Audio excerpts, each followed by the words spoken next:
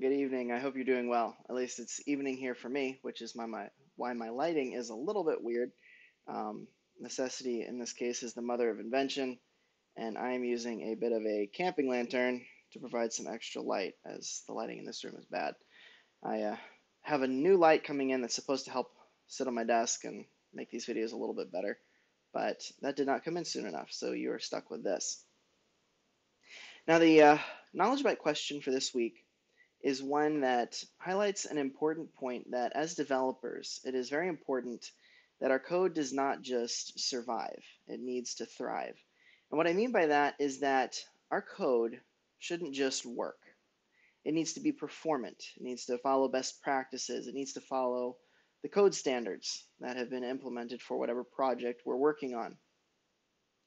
And the reason that that's so important is because at some point, someone, maybe us, is going to look back at the code that we've written, and we want it to be easy to debug, easy to understand, easy to read through.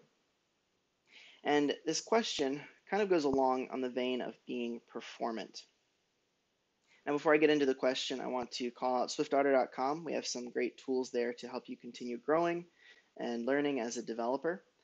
The goal at SwiftOtter is to help you thrive, to continue to grow. We want you to be able to write incredible code that is easy to read, understand, and is great, ultimately, for the clients that we are writing the code for. So now the scenario for this question is a code review, and it's going to be focusing on a portion of a specific data patch. So let's take a look at the question. So you're reviewing a coworker's code and notice the following snippet in a data patch. And so we see the code snippet, we've got the otterData being set. There's a select statement that's not included in the code snippet, but it's gathering that data. We then have our insertData array that's then being set with values in this foreach. And we've got our three values getting set in insertData attribute ID, entity ID, and then the value. Then we have the moduleDataSetup. We're inserting multiple into the specific table using that insertData array. So we have the snippet that we're reviewing, and the question is, what change do you request, if any? So let's take a look at the possible answers. Answer A, add validation for both ID and date. B, move the value call of attribute ID into a variable outside the foreach to minimize database calls. Or C, switch insertMultiple to insertArray to improve performance. Going back to look at the question. So again, we have the validation of the ID and the date. We have moving the attribute ID value outside of the foreach, and then we have switching insertMultiple to insertArray.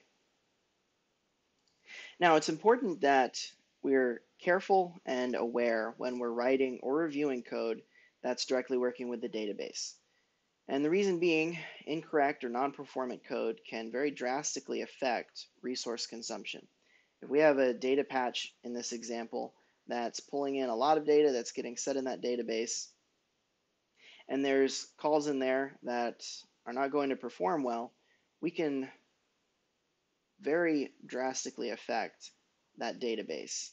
And that data patch can take down a whole lot of functionality and mess a lot of things up. So going over the answers, again, we have option A, adding validation for both ID and data. Now, while validation is important, in this scenario, that's going to be taken care of in the initial select on that first line, where the data is getting selected for that otterData value that's being looped over.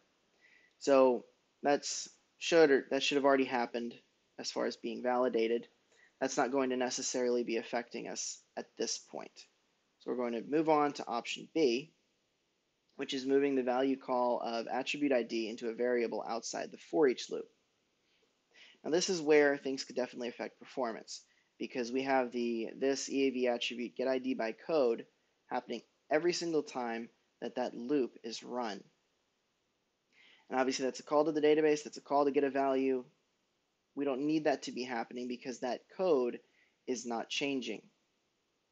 So then the last option is option C. It's where we're switching the insertMultiple to insertArray to improve performance. Now, in some situations, there may be a slight performance improvement using one over the other. But that I'm aware of, there's not going to be a problem here using insertMultiple. There's not going to be a big value add of any sort. Switching that out, insertMultiple works in this scenario. It's going to get the values saved. Again, there's not going to be a huge performance change that is going to be caused if we were to switch to insertArray.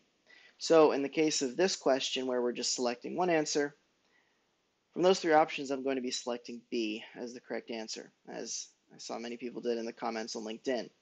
It's going to be a definite performance improvement. It's going to ensure that with a large amount of data passing through that foreach loop, we're not going to have this new data patch being a bottleneck, causing performance issues and other problems that could be related to so many calls happening on the database. And so again, I want to emphasize the importance of optimizing our code for performance and efficiency. As developers, again, that is something that we need to be aware of. We need to be paying attention to. This isn't something that we need to be aware of just because it could make our code break, but because it's going to affect the client. We want to make sure that the code that we build is easy to use, it's simple, it's not going to cause problems down the line, and that it's going to increase our client's business. It's going to make things better for them, for their website. So I want to thank everyone that took part in this week's Knowledge Bites. Thanks for leaving the different comments on LinkedIn. I enjoyed reading through those. There were some great thoughts, and I appreciate the feedback. If there's any more, leave them here below the video, and thanks for following along. Have a great weekend.